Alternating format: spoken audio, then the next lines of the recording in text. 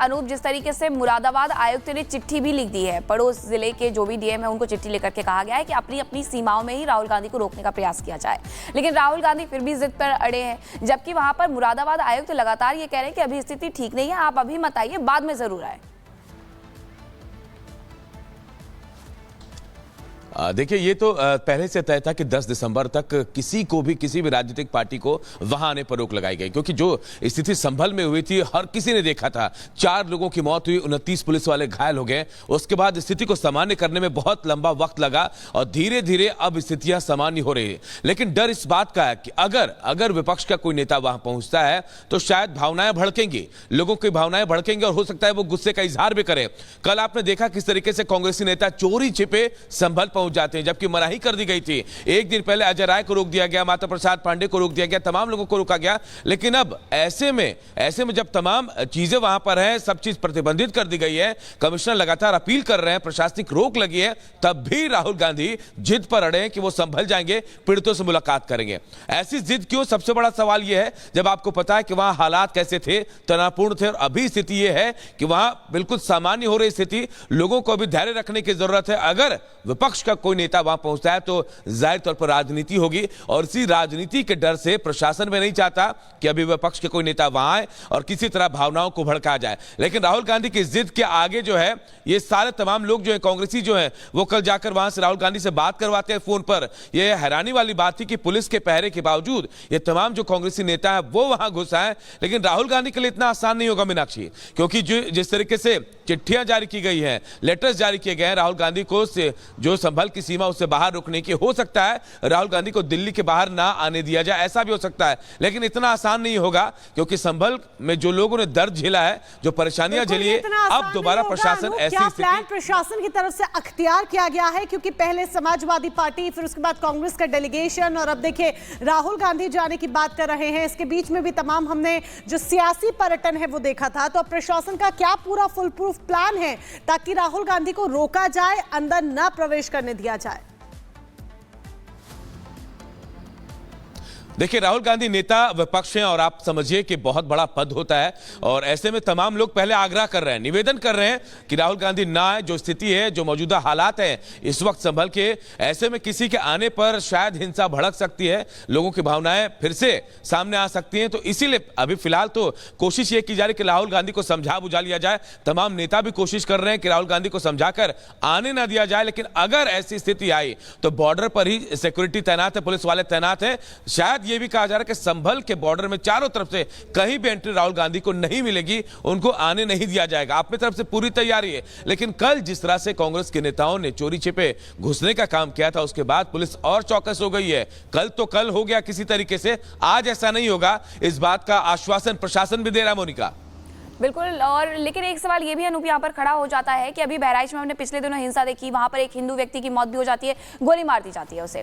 हमने आजगर अस्पताल का भी देखा, किस तरीके से डॉक्टर बिटिया की रेप करके हत्या कर दी जाती है, वहां कोई नहीं जाता है। उसके बाद हमने संदेश खाली भी देखा उसके पहले, कि किस तरीके से संदेश खाली में महिलाएं एकजुट होकर के प्रदर्शन करती रहती है, लेकिन विपक्ष का कोई नेता नहीं जाता। तो ये कहना क्या गलत है कि सियासत के लिए ये सारा कुछ खेल किया जा रहा है, जबकि प्रशासन तो आपसे आग्रह कर रहा है कि अभी मत आइए, बाद में आइए? देखिए, ये बिल्कुल सही है। ये सिर्फ वोट बैंक की राजनीति है, और संभल आपको मालूम है कि अल्पसंख्यक समुदाय, मुस्लिम समुदाय सबसे ज्यादा है, और कहा यह जाता है कि कांग्रेस के कोर वोटर्स होते हैं ये तमाम लोग। ऐसे में राहुल गांधी चाहते हैं कि सियासत में अपनी रोटियां जरूर सेके। नेता विपक्ष है वो, और उनका आना कहीं ना कहीं पूरे कांग्रेस को कहीं ना कहीं एक बार वहां लाकर खड़ा कर देगा। राहुल गांधी जानते हैं जाएंगे वहां तो जाहिर तौर पर कांग्रेस के तमाम जो लीडर्स हैं उनको भी जाना पड़ेगा, आसपास के जो लोग हैं वो भी पहुंचेंगे। अकेले राहुल गांधी नहीं आएंगे, ये तय। उनका लाव लश्कर आएगा पूरा, और ये सब कुछ सिर्फ और सिर्फ वोट बैंक के लिए हो रहा है। अभी हाल ही में जो विधानसभा के उपचुनाव हुए थे, उसमें आपने देखा कि कैसे इनको करारी शिकस्त मिली थी। उसके बाद ये कोशिश होती है कि कैसे पोलराइजेशन किया जाए, वोटों का ध्रुवीकरण किया जाए, और यही कोशिश राहुल गांधी भी कर रहे हैं, कांग्रेस के नेता तमाम कर रहे हैं, समाजवादी पार्टी के नेता कर रहे हैं, और आज भी यही कोशिश करने की तैयारी राहुल गांधी की। लेकिन होगा नहीं ऐसा पूरी तैयारी के साथ पुलिस प्रशासन का कहना है। पर अनूप, ये कैसी वोट बैंक की राजनीति है? क्योंकि आप देखिए, आप वोट बैंक की राजनीति इस कदर कर रहे हैं कि संभल में माहौल अब धीरे धीरे सामान्य हो रहा है, लेकिन आप अपनी पॉलिटिक्स के लिए बार बार संभल को अशांत करना चाहते हैं। तो दूसरी तरफ संसद की बात कर लीजिए, वहां पर भी विपक्षी नेताओं की वजह से संसद नहीं चल पाती है। जहां पर मुद्दे होते हैं उन मुद्दों पर नहीं जाया जाता, यानी कि चॉइस ऑफ टॉपिक्स भी जो है वो विपक्ष के साथ देखा जा रहा है। देखिए, विपक्ष का हर मुद्दा राजनीति से जुड़ा है। आप सदन की बात कर रहे हैं, सदन में आपने देखा 4 दिनों में 5 दिनों में 10-10 मिनट काम हो रहे हैं, करोड़ों रुपए वहां जाए हो रहे हैं आम इंसान के, लेकिन वहां विपक्ष ये नहीं कहता है कि सरकार के साथ बैठकर बातचीत होगी, जो चर्चा होगी देश की समस्याओं, मुद्दों, आम लोगों की समस्याओं पर बात होगी, कानून बनाने पर बात होगी, लेकिन वहां राजनीति करने से बात नहीं आता। ठीक वैसा ही संभल में भी हो रहा है। संभल में पता है इन लोगों को कि जो स्थिति है यहाँ पर, जो मुस्लिम वोट बैंक है उनकी संख्या सबसे ज्यादा है, तो ये उनको अपने पाले में करने की कोशिश है और ये सियासत करने की पूरी तैयारी है। कांग्रेस का एक धड़ा जो है पूरी तरह से वहां राहुल गांधी के फेवर में है, राहुल गांधी के लिए बयानबाजी भी कर रहा है। लगातार ये कहा जा रहा है कि राहुल गांधी को प्रशासन वहां जाने से रोकना चाहती है, सरकार को छिपाना चाहती है। अगर ऐसा नहीं है तो राहुल गांधी को वहां जाने देना चाहिए। लेकिन मोनिका, अभी जो हालात संभल के हैं, अभी जिंदगी पटरी पर लौट रही है, धीरे धीरे ही सही लेकिन लौटनी शुरू हुई है, और ऐसे में एक भी चिंगारी खतरनाक साबित हो सकती है। इसीलिए प्रशासन चाहता है कि नेता ये कहते हैं कि हम साथ साथ हैं, वो उत्तर प्रदेश में किस तरीके से अलग नजर आते हैं वो भी देखने को मिलता है। समाजवादी पार्टी चाहती है संसद चले, चर्चा हो, लेकिन राहुल गांधी ऐसा नहीं चाहते हो। यही वजह थी कि कल वो संसद के बाहर इस तरीके से प्रदर्शन करते हुए नजर आए थे। बहुत शुक्रिया अनूप आपका तमाम जानकारी के लिए। लेकिन इस संभल हिंसा में जो कनेक्शन सामने आ रहे हैं वो और भी चौंकाने वाले हैं।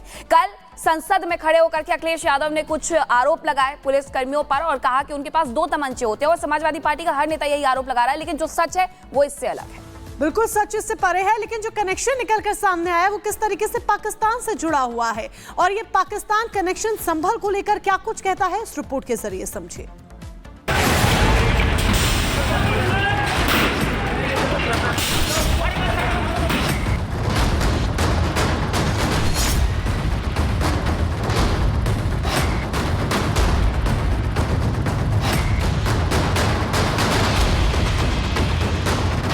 हिंसा का पाक कनेक्शन।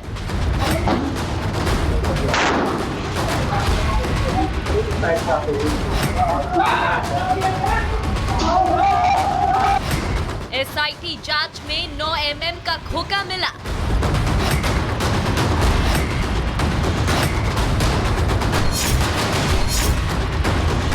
संभल हिंसा पर अब सियासत तेज।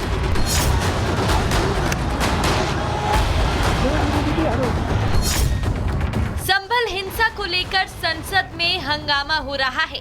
हिंसा को लेकर विपक्ष मुद्दा बनाना चाहता है, लेकिन संभल में जब से पाकिस्तान ऑर्डिनेंस फैक्ट्री का कारतूस मिला है, विपक्ष की जुबान पर ताला लग गया है।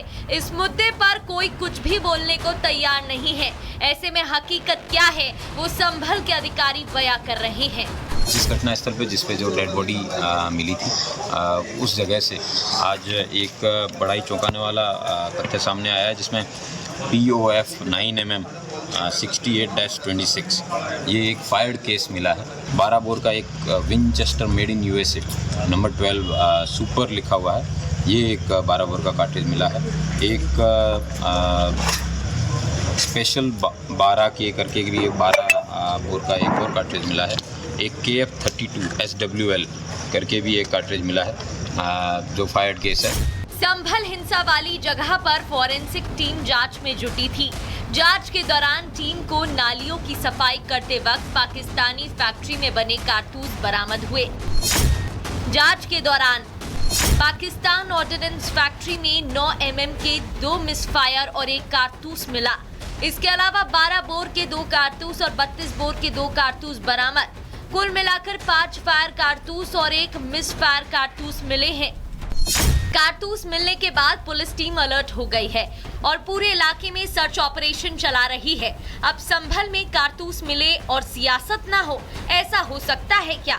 संभल में कारतूस मिलना जैसे बीजेपी को विपक्ष पर हमले का मौका मिल गया हो और फिर बीजेपी ने विपक्ष पर देशद्रोहियों का साथ देने का आरोप लगाया। संभल में फॉरेंसिक टीम को कुछ कारतूस ऐसे मिले हैं जो पाकिस्तानी आर्मी द्वारा मेड है।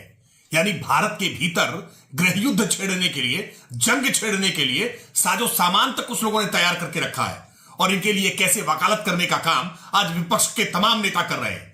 ये वो लोगों के साथ खड़े हैं जो पाकिस्तान के असलहों के साथ हिंदुस्तान की पुलिस पर फायर झोंकने से बाज नहीं आ रहे। ऐसे लोगों के खिलाफ आतंक निरोधी कानूनों के तहत कठोरता से कार्रवाई करने की आवश्यकता है। ये देशद्रोही लोग हैं, इनके प्रति किसी प्रकार की उदारता नहीं हो सकती। आरोप प्रत्यारोप सियासत में चलती रहती है, लेकिन संभल हिंसा की हकीकत क्या है ये जांच टीम ही बता सकती है, क्योंकि सियासतदान अपने अपने वोट बैंक के हिसाब से नैरेटिव सेट करती है। ऐसे में लोगों को किसी के बहकावे में आना नहीं चाहिए, ना ही कोई अफवाह पर भरोसा करना चाहिए। Bureau report, Republic Bharat. और चलिए बात अब महाराष्ट्र की करते हैं, क्योंकि महाराष्ट्र में हो सकता है कि आज महाराष्ट्र का मुख्यमंत्री कौन होगा इसका पता लग जाए, क्योंकि ऑब्जर्वर्स महाराष्ट्र पहुंच चुके हैं, मुंबई पहुंच चुके हैं। निर्मला सीतारमण वित्त मंत्री मुंबई पहुंच चुकी हैं और ऐसे में आज विधायक दल की जब मीटिंग होगी तो उसमें नाम का ऐलान उसके बाद मीनाक्षी उम्मीद है कि हो सकता है। आज विधायक दल की मीटिंग बुलाई गई है और नेता चुना जा सकता है, इसलिए हम कह रहे हैं कि आज मुख्यमंत्री के नाम का ऐलान हो जाएगा, क्योंकि सारी तैयारियां आजाद मैदान में कर ली गई है जहां ये शपथ ग्रहण समारोह होना है। महाराष्ट्र से जुड़ी हुई ये बड़ी जानकारी आपको दे रहे हैं, जहां निर्मला सीतारमण मुंबई पहुंच चुकी है। बीजेपी की ओर से पर्यवेक्षक नियुक्त की गई है। महाराष्ट्र में सीएम के नाम का ऐलान आज संभव है। बीजेपी विधायकों की आज क्योंकि बैठक होनी है और ऐसे में माना यह जा रहा है कि बीजेपी विधायक दल का नेता आज ही चुन लिया जाएगा और आज ही महायुति की बैठक भी होनी है। तो आज पूरे ये कयास है कि कहीं ना कहीं निकल करके नाम सामने आ जाएगा कि महाराष्ट्र का किंग कौन, महाराष्ट्र का मुख्यमंत्री कौन। एक लंबे समय से मीटिंग का दौर चल रहा है, मंथन का दौर चल रहा है, लेकिन आखिरकार महाराष्ट्र की कमान किसे मिलती है इस पर सभी की नजर रहने वाली है। तस्वीरें आपको दिखा रहे हैं।